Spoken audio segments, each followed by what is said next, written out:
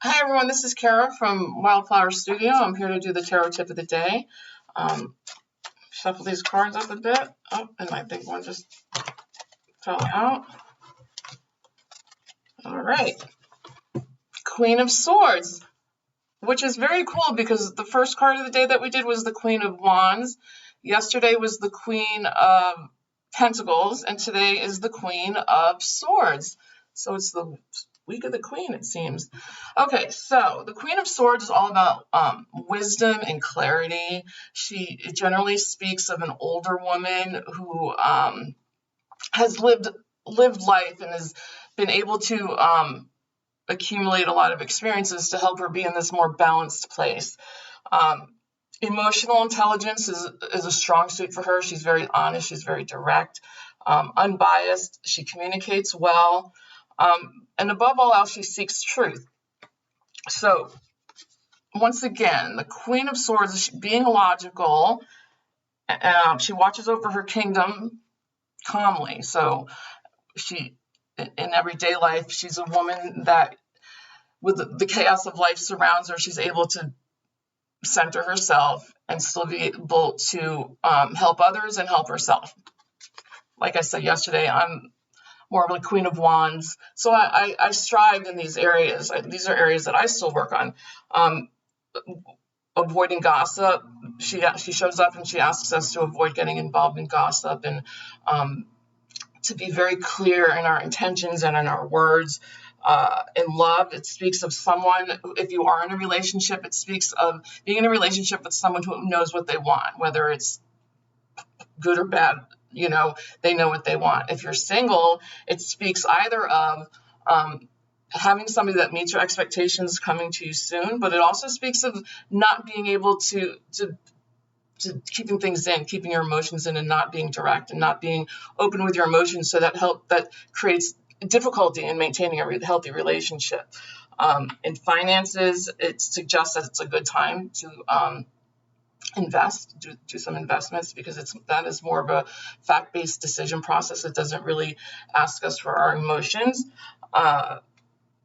What else can I say? So the Queen of Swords is, again, just really about staying calm and being able to stay calm in the midst of chaos. And we all have chaos in our life in some form or another. And it's really, again, not what happens to us in life, but how we react to it. And the Queen of Swords has lived a life long enough and has experienced enough and has enough to reflect back on to realize that this too shall pass. Like, the storms are part of life. And they'll pass. So if when the Queen of Swords shows up in this tip of the day, it's asking us just to try to be as emotionally centered as we can and to respond to situations, to questions, to life in general from a more with more objective, and to distance ourselves emotionally from our responses, because a lot of times most times we do respond emotionally. Our emotions are a response to stimuli, to people, to places, to things.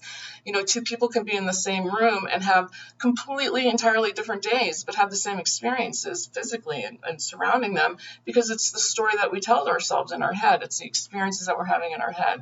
So again, the Queen of Swords is asking you to take a step back from your emotions and be able to hear what others are saying without being responsive, and to explain how to explain the things that you need to be heard without this energy of needing to be heard. It's okay to, I think a really big lesson for everyone and for myself that I work on is that it is okay for us to disagree. We don't have to agree with each other. We just have to really agree to disagree. And so that's a huge, the Queen of Swords has learned to do that, because when you learn to agree to disagree, what you're also doing is learning to be absolutely confident in yourself. The Queen of Swords understands that people think differently than she does and may even believe differently than she does. She respects that, but in her mind, she's right. And she doesn't have to push that onto anybody. If we're right in our own mind. So again, practice being emotionally centered. So again, this is the week of the Queens, it seems. We'll see what comes up tomorrow. again, I'm at Wildflower Studios Wednesday, Thursday, Friday from noon to 5. We have a pop-up coming up, a pop-up event. We have amazing artists. Please stop by at any point. We're at 1625 Donna Drive. It's Wildflower Studio. So I hope you all have a great day, and I will talk to you tomorrow. Bye.